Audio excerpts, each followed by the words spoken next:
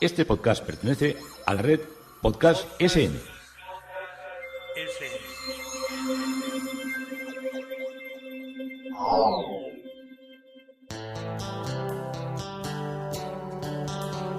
Historia con sentido. Un podcast realizado y presentado por Juan Carlos González.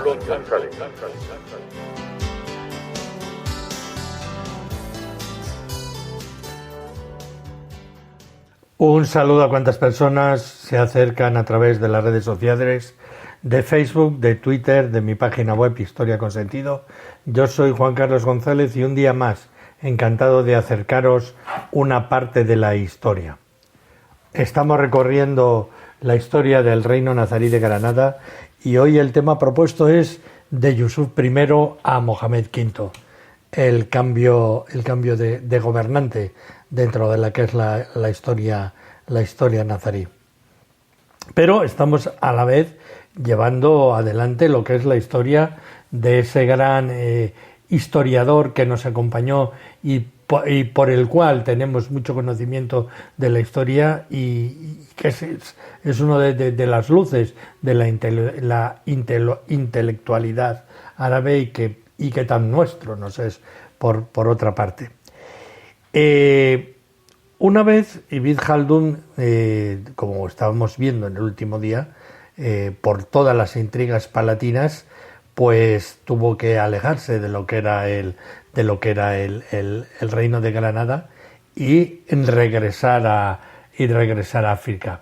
Habíamos quedado que durante 10 años se vio obligado a cambiar de monarca, de corte palatina y nos es un poco desconcertante con la rapidez que era capaz de mudarse, por ejemplo, de Bujía a Tremecén, a Bixa, a Fez y otra vez más a Granada, donde hizo un esfuerzo infructuoso por salvar a su antiguo rival y amigo, que como vimos era el que había presionado probablemente por celos y también por ansias de poder, que era Ibn al-Khatib, y que también otro gran intelectual, y que al final acabó siendo asesinado por orden de su gobernante.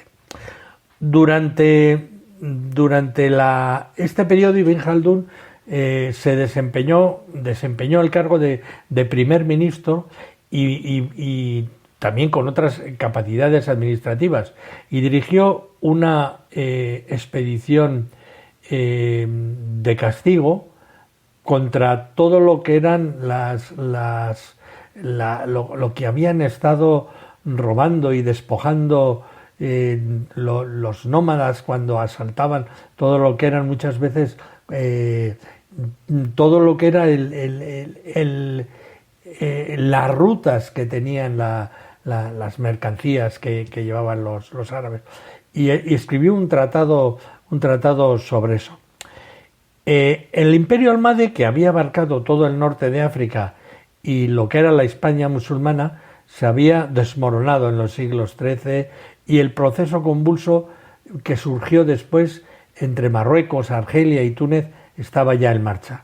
Las guerras, las rebeliones y las intrigas eran algo endémico en ellos, y la vida y el empleo de ningún hombre estaba seguro. Pero en el caso de Ibn Khaldun se puede sospechar dos factores adicionales: una inquietud y una capacidad por hacer también a veces enemigos, lo que porque era muy justo, era muy recto y era muy de que no le podían ir, como diríamos ahora, con tonterías, ¿no? Y esto parece explicar que siempre estaba con constantes quejas sobre los intrigantes que muchas veces le ponían para los que servía Ibn Khaldun, se lo ponían en su contra. En 1375, anhelando la soledad de los agotadores trabajos que le daba la política, Ibn Khaldun dio el paso más trascendental de su vida. Buscó refugio en una de las tribus nómadas, la de Abd al-Hadi, que le alojó, y a su familia, en la seguridad de un castillo cerca de lo que es ahora la ciudad de Frenda, en Argelia, y allí pasó 4 años libre de todas las preocupaciones y escribió la enorme obra maestra de Muqaddimah, una introducción a la historia. Su intención original, que posteriormente logró, era escribir una historia universal de los árabes y bereberes, pero antes de hacerlo jugó necesario discutir el método histórico con el objetivo de proporcionar los criterios necesarios para distinguir la verdad histórica del error. Esto lo llevó a formular lo que el historiador inglés del siglo XX, Arnold Toynbee, ha descrito como una filosofía de la historia que es sin duda la obra más grande de su tipo que jamás haya sido creado por cualquier otra mente en cualquier momento o en cualquier lugar. Ibn Khaldun, podemos decir casi que llegó más lejos en lo que era la filosofía de la historia. Su estudio de la naturaleza de la sociedad y los cambios sociales le llevó a desarrollar lo que claramente vio como una nueva ciencia, que él llamó la ciencia de la cultura. Él decía, esta ciencia, cito a Ibn Khaldun, tiene su propio tema, a saber, la sociedad humana y sus propios problemas y sobre todo las transformaciones sociales que se suceden unas a otras en la naturaleza de la sociedad. Mentalidad, estamos hablando, escrito en 1300, mentalidad más impresionante no se podía tener.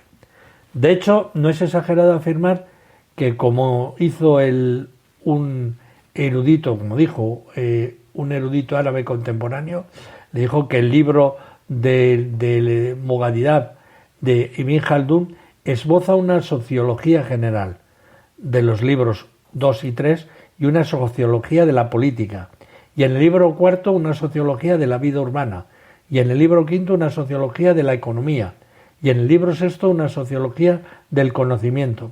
Él armó todo lo que era una gran visión filosófica, podríamos decir. La obra está repleta de brillantes observaciones sobre la historiografía, la economía, la política y la educación, y se mantiene unido por un concepto central que tenía, que era la cohesión social.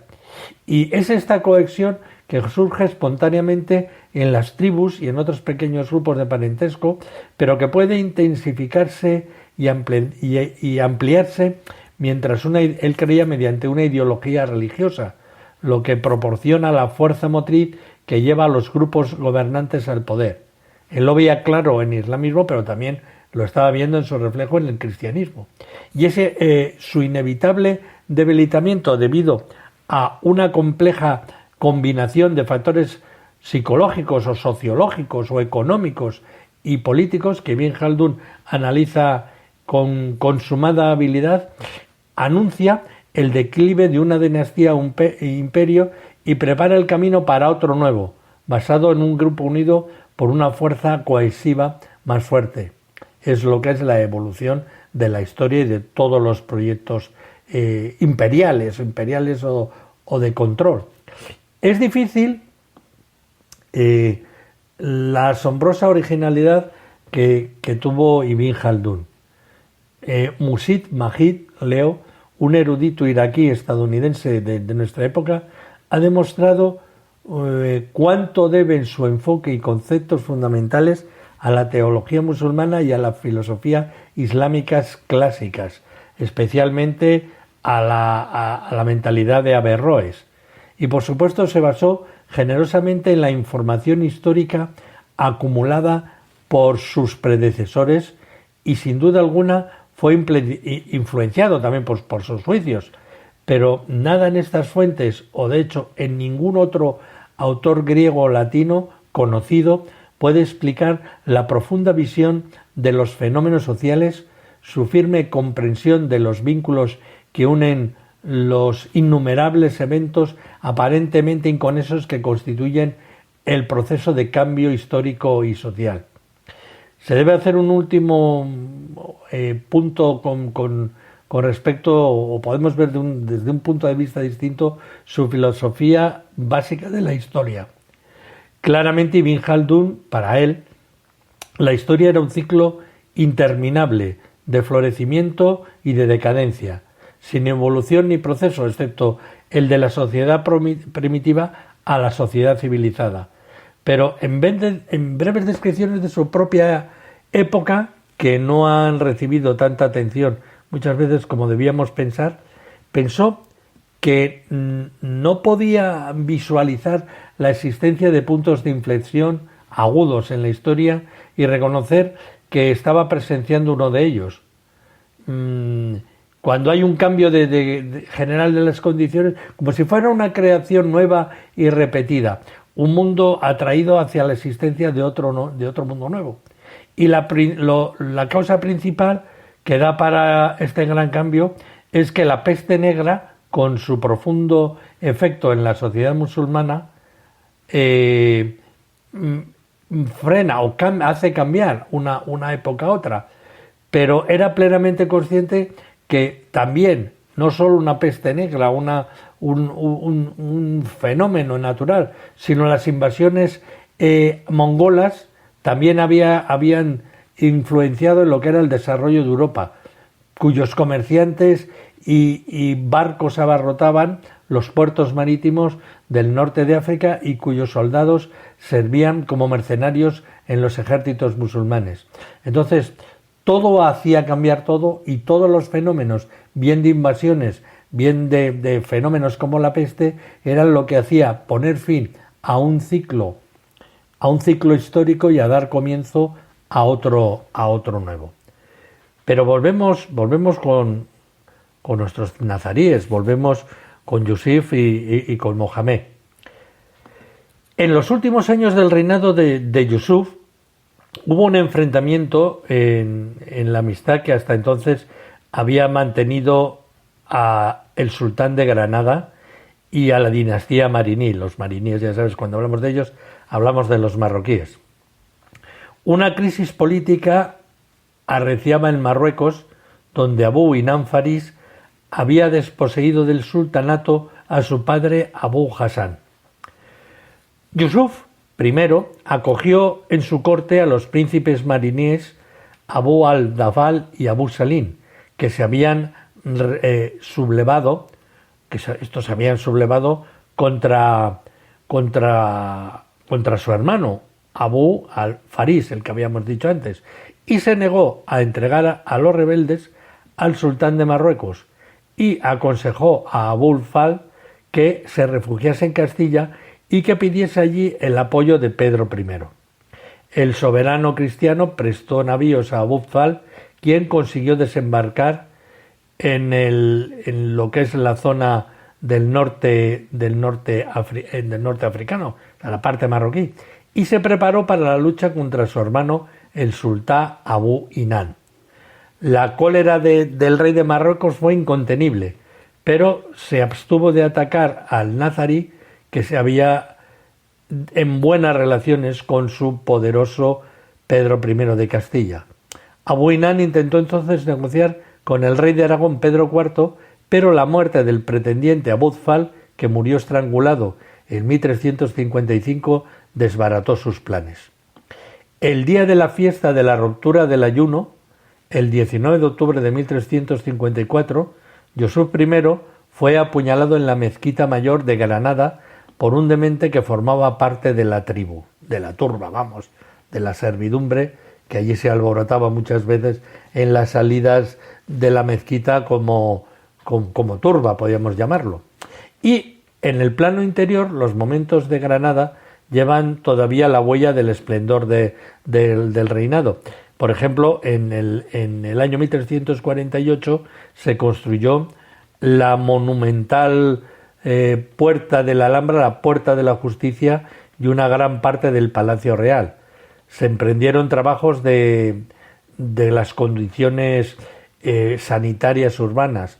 La Madraza Yusufilla, o la universidad religiosa que lleva su nombre, fue fundada en 1349.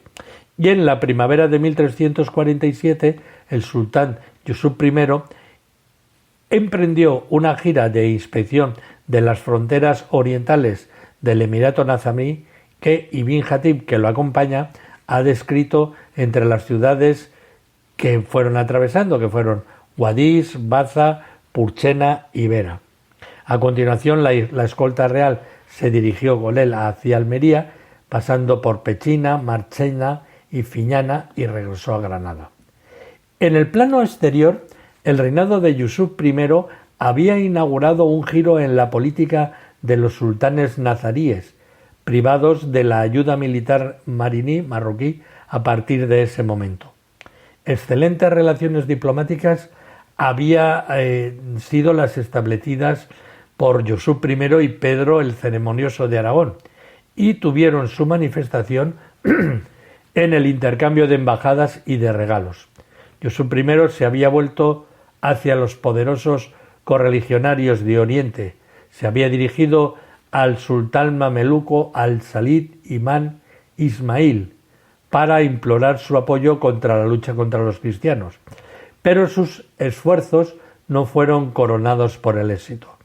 Con el pretexto de la necesidad de defender sus propias fronteras amenazadas por los infieles, el mameluco de El Cairo rehusó enviar una expedición de socorro y se contentó con formular votos para una victoria nazarí. Le dijo: estoy yo con mucho lío para ayudarte, pero espero de corazón que tú ganes en la guerra contra los cristianos. Ahora empezamos con Mohamed V, que tiene una crisis dinástica. Bueno, ya la iremos viendo porque la tenemos que seguir con cierta atención. El primogénito de Yusuf era Mohamed V, que subió al trono a los 16 años de edad. Confió el poder al antiguo ministro de su padre, Ridwan, que fue asimismo encargado del mando del ejército andaluz. Asumió la tutela de los jóvenes príncipes de la familia real. El cuerpo del ejército mariní quedó bajo la autoridad de Yahya ben Umar ben Rajú. El erudito Ibn Jatib, que nos acompaña, ejerció las funciones de visir y con este título conoció personalmente y sirvió a Mohamed V. Hizo un retrato elogioso de este soberano, decía que era muy elegante, que era grave y dulce a la vez, y que tenía un carácter moderado, pero era muy firme en su fe, y tenía también, debía ser un poco generoso para lo que era ser generoso en aquella época y en aquellas conciencias, lo que le confió y le granjeó la confianza y el afecto de los aristócratas. Debía ser bastante modesto para lo que era la época, porque a veces acostumbraba a ir a caballo sin séquito por lo que eran las calles de la capital, y eso a la gente el sultán, eso les volvía locos. Y sus virtudes fueron apreciadas por esa cercanía que tuvo con el pueblo de Granada. El reino nazarí conoció entonces un estado de prosperidad que las crónicas musulmanas han alabado mucho. El año mismo de la investidura, Mohamed V se esforzó por mantener relaciones amistosas con Castilla, concretó treguas con el poderoso vecino y pagó el tributo a Pedro I, que había sucedido a Alfonso XI en 1350. Mohamed V pidió al rey Pedro de Aragón la renovación de las treguas concretadas por su predecesor, y las relaciones con los sultanes mariníes se habían visto gravemente comprometidas a finales del reinado de Yusuf. En efecto, este había sostenido activamente a los dos pretendientes mariníes, Abu Salim y Abu Alfal. Mohamed V intentó entonces la reconciliación con el sultán de Fez, Abu Imán, quien dio buena acogida a una embajada presidida por Ibn al-Jatib en 1354. Pero este acuerdo fue de corta duración y el ambicioso Abu Imán intentó sembrar discordias entre Mohamed V y su señor castellano, sugiriéndole que sacase partido de las luchas intestinas que destrozaban el reino cristiano para rehusar al pago del tributo anual. Mohamed V, que con razón desconfiaba de su correligionario magrebí, se proponía proseguir su política de paz con Castilla. Abu Imán se volvió pues hacia Pedro el Ceremonioso, de Aragón, entonces en guerra con Pedro I de Castilla, y concretó con él un tratado de paz que fue ratificado en Zaragoza el 20 de julio de 1357. A pesar de los esfuerzos de Pedro I por desbaratar esta maniobra. Sin embargo, la muerte de Abú Inán en diciembre de 1358 produjo divisiones internas en el Magreb mariní, y el príncipe Abú Salún Ibrahim, hermano del soberano desaparecido, consiguió hacerse con el poder a cabo de varias peripecias en julio de 1359. Enviados magrebíes llegaron a la corte de la Alhambra portadores de cartas amistosas que tuvieron una excelente acogida. Mohamed V aceptó la alianza mariní y prometió facilitar el regreso a Fez de los partidarios del nuevo sultán que se habían quedado en Granada. En 1358, Aragón y Castilla rompieron la tregua. Mohamed V, en calidad de fiel vasallo de Castilla, se alineó entonces con Pedro I y le envió 3 galeras bien equipadas, atrayéndose así la enemistad del aragonés. En junio de 1359, una lucha por mar enfrentó a castellanos y aragoneses. Pedro I se propuso atacar a los aragoneses en su propio terreno, buscando asegurarse el dominio del mar. Las bases navales nazaríes, entre ellas Málaga, fueron puestas a disposición de las unidades de la flota castellana que allí fondearon. Por tierra, Mohamed V quiso operar una maniobra de distracción favorable a Pedro I. Caballeros granadinos se preparaban para entrar en territorio murciano para atacar la frontera meridional de los estados de la Corona de Aragón. Pero el sultán nazarí no pudo hacer estos proyectos porque fue destronado el 21 de agosto de 1359. El complot había sido urdido por 2 príncipes nazaríes, el hermanastro de Mohamed V, Ismail, y el cuñado y primo de este, Al-Rabus Abd Allah Muhammad, a quien devoraba la ambición. Empujados por la intrigante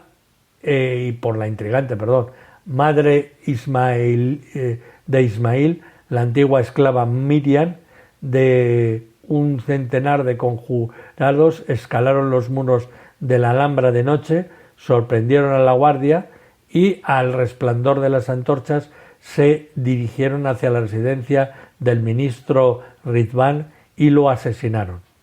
Ismail fue proclamado sultán en el palacio de la Alhambra y Mohamed V, que se encontraba cerca del generalísimo, del generalife, que me falla se me escapan cosas, consiguió huir a caballo, llegando a la mañana siguiente a Guadix, en cuya alcazaba recibió el juramento de fidelidad de las gentes de la ciudad gracias al título de jefe y al apoyo de los combatientes de la fe de Ali Dar bin Musa ben Rajú. En Almería, el gobernador se declaró a favor de, ya ves, los de Guadix iban por uno, los de Almería iban por el otro. El de Almería, el gobernador se declaró a favor de Ismail II e hizo encarcelar a los mensajeros de Mohamed V. Partidario del soberano legítimo de Mohamed V, Pedro I, que estaba entonces comprometido en una lucha fratricida con los bastardos de la Casa de Trastámara, sostenidos por Pedro el Ceremonioso, se encontró en la imposibilidad de socorrer a su vasallo y se vio obligado a reconocer al nuevo soberano de Granada, Ismail. En la corte de Fez, un poderoso personaje, el predicador Ibn Marzuq, que había trabado amistad con Ibn al-Jatib en el curso de un viaje a Granada, aconsejó al sultán Abú Salim, sucesor de Abú Inán, que acogiese en Marruecos a Mohamed V, que pedía asilo desde su destierro en Guadix. El marroquí, estaría así en condiciones de oponerse a la vez a Ismail II y a los príncipes rebeldes mariníes refugiados en Granada. Ibn al-Jatib, encarcelado en Granada por los partidarios de Ismail, había sido liberado y autorizado a reunirse con Mohammad V en Guadix, después de la intervención del sultán mariní Abu Salim. Este se cercioró de que Ismail no se opondría a la salida de Mohammad V. Uno de sus familiares acudió a Guadix para llevarse al sultán destronado, que abandonó la ciudad el 4 de noviembre de 1359, acompañado de sus partidarios, de Ibn al-Jatib, de su guardia de renegados cristianos y del secretario de la Cancillería Ibn Zamrak. Mohamed V se embarcó en Marbella y llegó a Ceuta el 28 de noviembre de 1359. El reinado de Ismail II fue efímero. Ibn al-Jatib ha presentado con desprecio a este príncipe sin personalidad, corpulento, zafio, incapaz, indolente, que formaba, decía, con sus cabellos unas trenzas, que, bueno, como era el enemigo, pues ponerlo todo mal. La realidad del poder recayó en el Arraez de Abu Alá Mohamed VI, que le hizo asesinar así como su hermano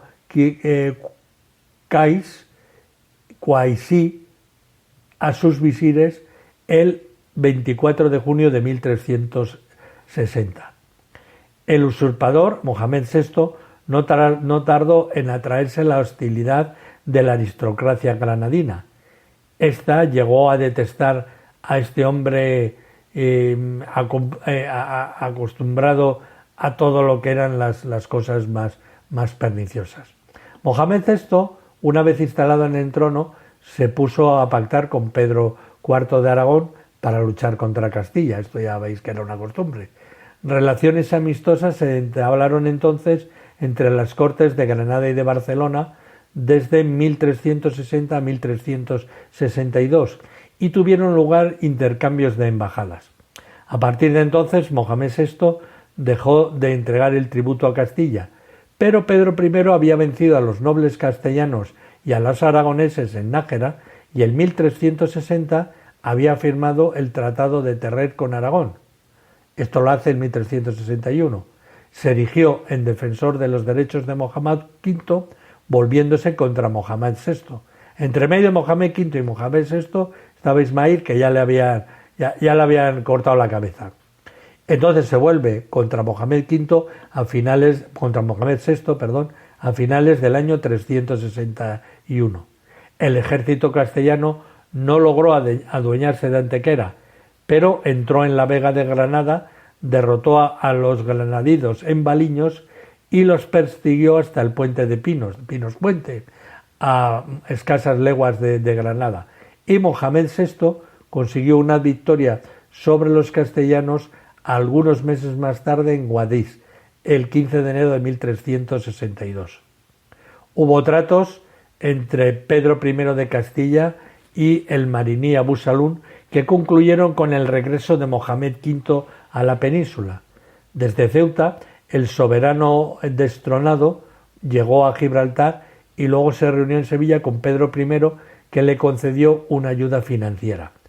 Mohamed V se instaló en el 1361 en Ronda, entonces posesión mariní, y mientras esperaba poder recuperar su trono. Allí formó un gobierno en el que figuraban el visir Abul Hasan Ali ibn Kumasa y dos secretarios, Ibn al-Rasan Nabi al-Zanrak, y el famoso militar, el mando, fue detectado por Yahab ben Ruhu. Ibn Jatib se encontraba entonces en Marruecos, no volvería al Andalus hasta finales de junio de 1362, trayendo a la familia del sultán Mohamed V. El mes de febrero de 1362, Pedro I y Mohamed V, a la cabeza de sus ejércitos, se reunieron en Castro del Río y conquistaron la fortaleza de Ignájar. Las expediciones guerreras del rey de Castilla condujeron a la toma de Cesna, de Sagra, de Bermejí, el Burgo, las Cuevas y otros castillos. A la cabeza de 200 caballeros, Mohamed V se adueñó de la importante posición de Málaga, después de haber conquistado varias fortalezas al oeste de la ciudad. Tomó a continuación Loja, Antequera, Vélez, Comares y Alhama. Mohamed VI huyó entonces de Granada y se refugió en Castilla. La crónica castellana consagrada al reinado de Pedro I aseguró que fue presa del pánico, y el usurpador granadino pidió auxilio al rey de Castilla en el 13 de marzo de 1362, siguiendo el consejo de Idris ben Abi al-Ula, que creía en la clemencia del monarca castellano. Pero Pedro I hizo dar muerte a Mohamed VI en los campos de Tablada, no lejos de Sevilla, el 25 de abril de 1362, e hizo encarcelar en los arsenales de Sevilla a la parte militar y de lo que era el séquito de Mohamed VI, el séquito nazarí.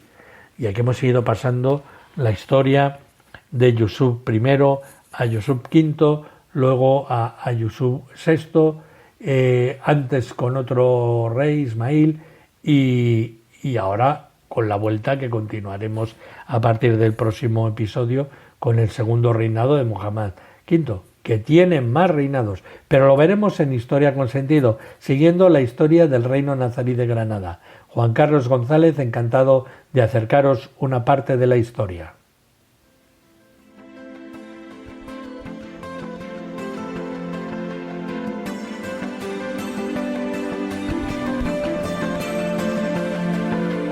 Hasta aquí un episodio más de Historia con Sentido. El podcast que te habla de historias de la historia, sucesos, eventos, como si el ayer fuera hoy. Síguenos a través de iTunes, Spreaker o iVoox.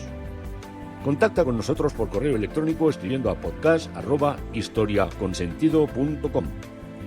Nuestra web www.historiaconsentido.com. Y en Twitter nos encontrarás como @historiasentido. Este podcast pertenece a la red Podcast SMM.